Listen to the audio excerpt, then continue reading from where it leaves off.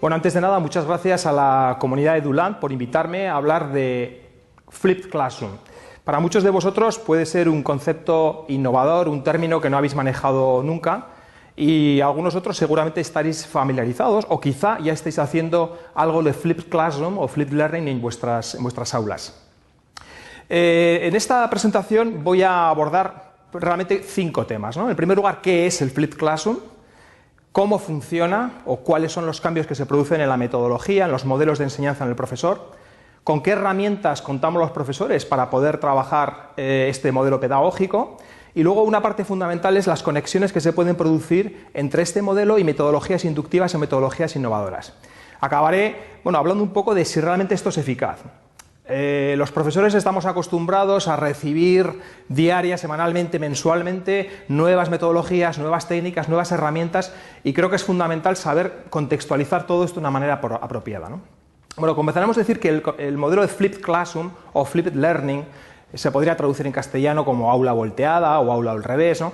Es un modelo pedagógico, esto es importante señalarlo, no es una metodología, no es una tecnología educativa, es un modelo pedagógico que transfiere el trabajo de determinados procesos de aprendizaje que habitualmente se producen en el aula, los sacamos fuera del aula y utilizamos el tiempo de clase para realmente explotar al máximo el proceso de aprendizaje en el alumno.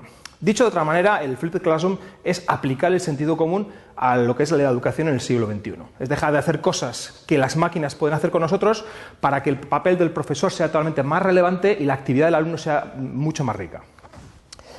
Bueno, que no nos pase como a este profesor que vemos en pantalla ahora mismo, que dice: espero que todos vosotros seáis independientes, innovadores, pensadores críticos, pero haréis exactamente lo que yo os diga. Bueno, pues esto es lo que nos está ocurriendo muchas veces en las aulas, que la parte teórica, metodológica, la asumimos, creemos en todos estos principios, pero luego seguimos con la misma rutina, seguimos con las mismas actividades en clase y realmente no damos el paso para cambiar.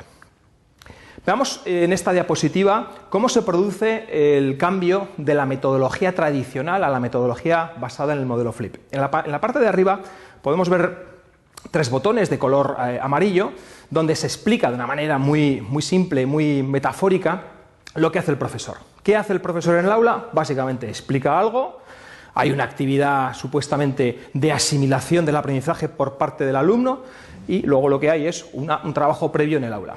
Esto se reafirma fuera del aula con unos deberes, unas tareas que muchos contemplamos como algo realmente fuera de sentido. ¿Qué propugna el modelo Flip? Que esas tareas, esos trabajos que implican unos niveles cognitivos, como luego veremos en otras diapositivas, de orden inferior, puedan ser realizadas en casa mediante el uso de la tecnología. El exponente más claro del uso de la tecnología Flipped es el vídeo, ¿eh? Entonces luego veremos cómo los profesores fácilmente podemos generar o podemos localizar vídeos que ya están hechos y aprovecharlos. Por tanto, la parte de trabajo del alumno sería una parte donde él ya toma contacto con ese conocimiento, con esos contenidos previos en su casa, a través de estas herramientas y de estos vídeos, de estos recursos. Habrá una actividad, como luego veremos, muy importante para generar cierta interactividad del alumno con los contenidos, de tal manera que incluso el profesor tenga un feedback, que sepa qué alumnos, qué estudiantes han accedido a esos contenidos, cómo han trabajado con ellos, qué dificultades encontraban, de tipo conceptual o tipo factual, para después, como vemos en la gráfica, aprovechar el tiempo de clase representado por esos 2 círculos amarillos para hacer algo que realmente merezca la pena dentro de la clase. Pueden ser actividades prácticas, actividades en grupo, corrección de errores. Es decir, apliquemos, como decía antes, el sentido común, hagamos que los alumnos puedan trabajar de una manera con vídeos cortos, con herramientas y con recursos fácilmente asumibles, todas esas tareas de orden inferior, si se quiere llamar, o de cognición de tipo inferior, para trabajar elementos, desde luego, mucho más enriquecedores dentro del aula. Este modelo creo que habría que contextualizarlo claramente para que el profesor tenga perfectamente clara la visión de cómo puede ser este modelo integrado con otras metodologías. Para eso yo creo que es interesante que nos fijemos en esta diapositiva, en la que a través de una serie de círculos concéntricos podemos ver varias cosas. En primer lugar, que el centro del aprendizaje es el alumno. Es un enfoque basado en el aprendizaje del alumno, no es un enfoque basado en los contenidos ni en las propias herramientas.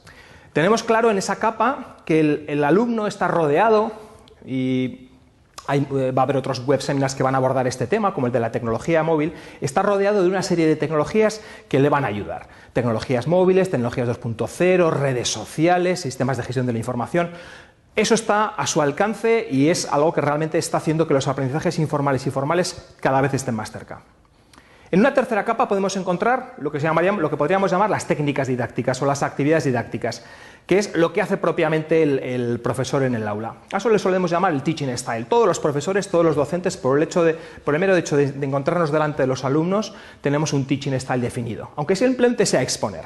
Y esas son las técnicas didácticas que de alguna manera tienen que ser coherentes con esos recursos que los alumnos tienen.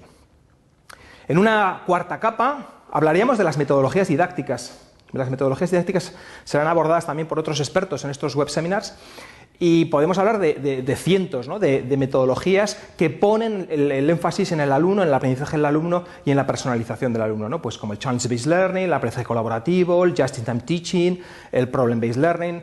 Es decir, muchas metodologías que tienen que ser coherentes con ese poner al alumno en el centro del aprendizaje y con unas técnicas didácticas basadas en unas herramientas que lo hagan posible. Y en el último círculo concéntrico, hablaríamos del Flipped Classroom.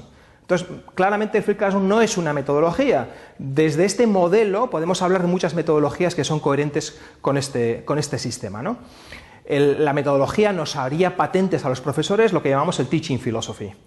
Y a los profesores que realmente tienen una visión de conjunto de qué metodologías son apropiadas para trabajar con los alumnos en este siglo y con estos condicionantes, hablaremos de un Learning Progression Model. Yo creo que es importante tener esta visión clara de cuáles son todas estas capas que envuelven, pero sobre todo con la idea de simplificar. Si nos atenemos a algunos de los autores que más han trabajado el tema del aprendizaje y la cognición, como por ejemplo Bloom, podemos ver que hay 6 fases, ¿no? Las 6 fases típicas de la taxonomía de Bloom, tanto la de Bloom de los años 50, del siglo pasado, como la taxonomía de Bloom revisada del siglo XXI, ¿no? Recordar, comprender, aplicar, analizar, evaluar y crear. ¿Cuáles de estas tareas o cuáles de estos niveles de cognición podrían corresponder a un modelo Flipped Classroom? Claramente los primeros. Recordar, comprender, incluso aplicar, serían esas actividades, esas tareas, esos procesos cognitivos de orden inferior que el alumno puede realizar en casa casi sin ayuda, si queremos decir, ¿no? Es decir, a través de unos buenos vídeos, de unas buenas herramientas. ¿Qué actividades, qué tareas trabajaríamos en clase realmente de orden superior? Pues todo lo que tiene que ver con el análisis, la evaluación personalizada, la evaluación formativa y también la creación de contenido que haría posible realmente la validación y la evaluación del aprendizaje. Por tanto, esto tiene una conexión clara con lo que son los procesos cognitivos incluso desde hace un siglo, ¿no?, ya estipulados desde hace un siglo. ¿Con qué herramientas contamos para hacer esto posible, ¿no? Pues podemos hablar como de 2 grandes bloques. En esta diapositiva, si nos vamos a la parte de la izquierda, donde pone el profesor como selector, como selector o curador de contenidos, bueno, pues simplemente lo que puede hacer un profesor es, a través de unos criterios de calidad, analizar cuáles son aquellos elementos, aquellas pautas que le van a hacer distinguir, seleccionar qué vídeo, qué material, qué recurso, qué presentación, qué mapa conceptual o qué, lo que sea, qué infografía va a hacer que el alumno aprenda tal o cual contenido. Por tanto, no es nada desdeñable la idea de profesores que se formen en la simple selección de contenidos, incluidas las aplicaciones para dispositivos móviles. Sabemos que hay decenas de miles de aplicaciones para dispositivos móviles con contenido educativo y una labor fundamental del profesor es seleccionar cuáles de ellas van a alinearse con los contenidos curriculares y con los contenidos pedagógicos que cada alumno va a requerir en cada momento. Esa sería una posibilidad. La segunda posibilidad es que el profesor pueda crear sus propios contenidos utilizando para ello herramientas, ¿no? Aquí hemos hecho una triple distinción. Por un lado, herramientas, si queréis, de ordenador, ¿no?, de cliente-servidor. Herramientas como Camtasia, herramientas como Wondershare, Articulate, que van a hacer que el profesor pueda crear su propio contenido, pueda grabar su propio contenido y lo pueda poner a disposición de los alumnos. En segundo lugar, un segundo bloque que quizá cada vez tiene más énfasis o donde los profesores cada vez trabajan más son las herramientas 2.0. Contamos con infinidad de herramientas basadas en entornos web 2.0, incluso 3.0, para trabajar y para crear contenido online de manera sincrónica o asincrónica y ponerlo a disposición de nuestros alumnos, ¿no? En esa diapositiva y luego, como parte un poco también de este seminario, se podrán ver cuáles y qué facilidad de uso tiene cada una de ellas. Y un tercer bloque que podríamos seleccionar, que cada vez también tiene más puja entre los profesores, es el utilizar cualquier tableta para crear contenido en vídeo en distintos formatos. Entonces, una competencia clave en los profesores de este siglo es, en primer lugar, diferenciar qué contenidos ya están a su disposición y, por tanto, podemos utilizar. ¿Para qué reinventar la rueda si la rueda está inventada? Y poner, por tanto, a disposición de nuestros alumnos en las aulas, o pensar en que quizá la creación de contenido es el paradigma de lo que tiene que hacer el profesor en este siglo, ¿no? Y para eso, pues podría diferenciar entre contenidos 2.0, contenidos de ordenador o a través de dispositivos móviles. En esta gráfica que viene ahora, en este infográfico, podemos distinguir cómo se pueden, o podemos clarificar cómo se pueden integrar este modelo, vuelvo a insistir en la parte de modelo pedagógico, con dos metodologías inductivas que ahora mismo están en boga, ¿no? Que son el Peer Instruction y el Just-in-Time Teaching, que también será objeto de análisis en uno de los web seminars, ¿no? En la parte de arriba vemos lo que hace el profesor, en la parte de abajo podemos ver lo que hace el alumno, ¿no? En la parte de arriba, de nuevo, volveríamos a identificar cómo crea o cómo selecciona el profesor el contenido, lo distribuye a través de muchos sistemas, pueden ser redes sociales, pueden ser sistemas de gestión del aprendizaje, pueden ser entornos virtuales de aprendizaje, y el alumno lo que hace es generar una actividad. Esa actividad puede tener mayor o menor grado de interactividad y mayor o menor grado de control y monitorización por parte del profesor. Y hay herramientas, cada semana nos asombramos con recursos nuevos que permiten, por ejemplo, que el profesor puede integrar preguntas dentro de un vídeo que el alumno va a ver. Normalmente se recomienda que los vídeos no sean mayores de 10 minutos. El profesor puede verificar qué alumnos han visto ese vídeo, cuáles han sido las respuestas correctas, cuáles han sido las correctas, qué tipo de errores se producen, si realmente las preguntas han sido formuladas con precisión, y por tanto ir a clase con un planteamiento nuevo. Ese planteamiento que va a ser, esto no es café para todos, sino que vamos a ver qué necesita cada uno en función un poco del rendimiento que ha tenido en ese vídeo. Pasaríamos, por tanto, ya a la parte de qué haría el profesor en el aula, ¿no? Esta parte ha sido la que el profesor puede hacer 12 horas antes, un día antes, una semana antes, etcétera, dependiendo, evidentemente, de la edad de los alumnos, de la naturaleza del contenido, de la madurez cognitiva que tengan los alumnos para trabajar con estas metodologías, etcétera, etcétera, etcétera. Bien, en clase podríamos trabajar a través, por ejemplo, de un sistema con clickers o con herramientas tipo Socrative, donde el profesor plantea un test, los alumnos contestan a las preguntas que se les han planteado y el profesor no da las respuestas.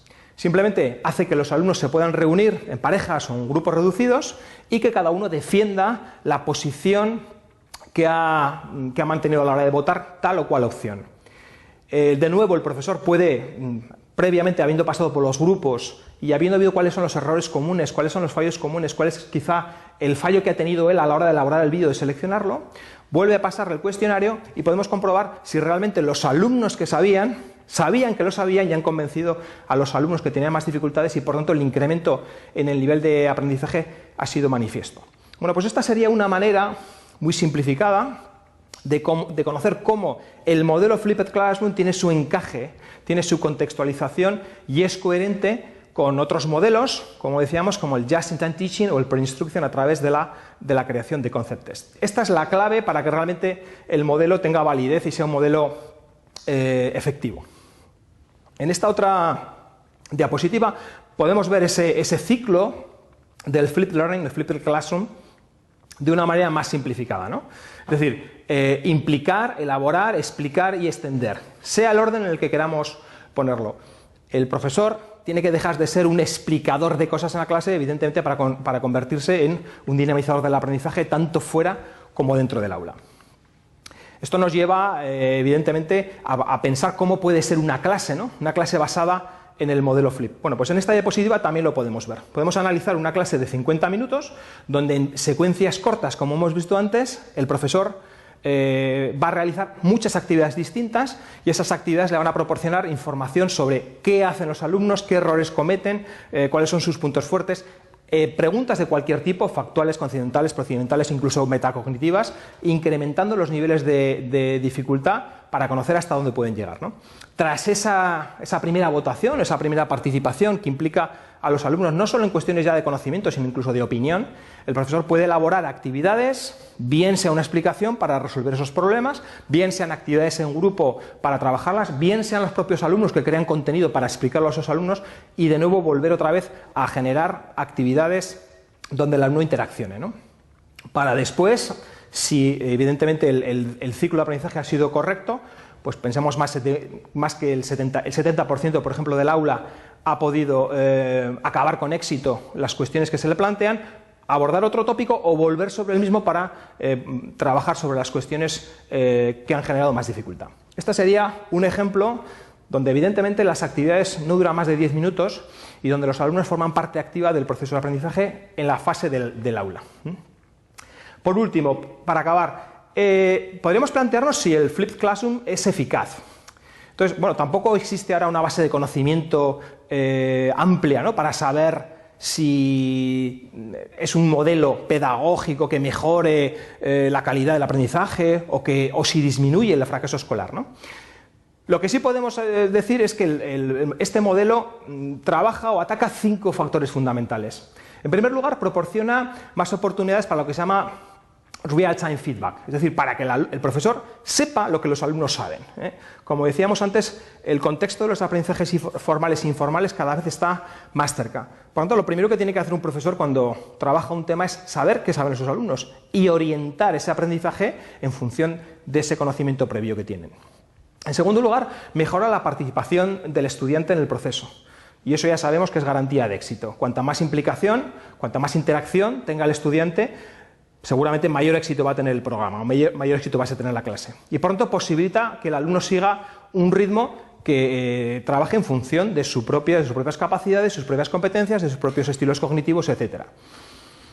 Eso es una labor del profesor. Evidentemente las máquinas, la tecnología nos puede ayudar a solucionar muchos problemas, pero va a haber muchos otros que van a ser competencia pura del profesor. Y ahí es realmente donde va a realzar su papel, lejos de hacer como muchos agoreros comentan, desaparición de los maestros en esta sociedad, nada más lejos de la realidad.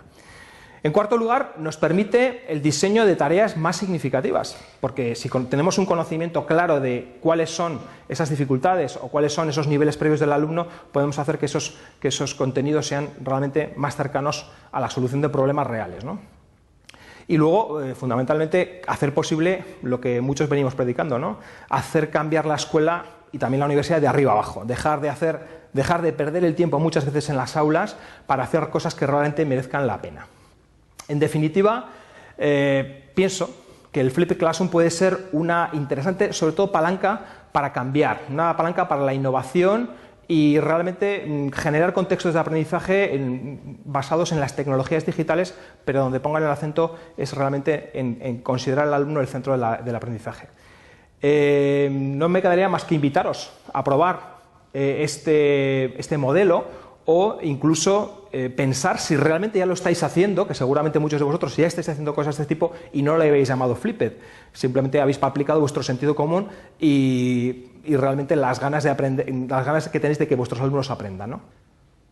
No me quedaría más que invitaros a seguir activamente webs como theflippedclassroom.es o theflippedclassroom.com, donde vais a poder ver muchas iniciativas de profesores de todos los niveles de enseñanza, desde educación infantil hasta la universidad, cómo están flipeando sus clases y, por supuesto, invitaros a reflexionar sobre si realmente lo estáis haciendo. Puede que muchos de vosotros estéis flipeando vuestras clases y no lo sepáis, y participar en estos sitios poniendo a disposición de otros colegas vuestras experiencias. Muchas gracias.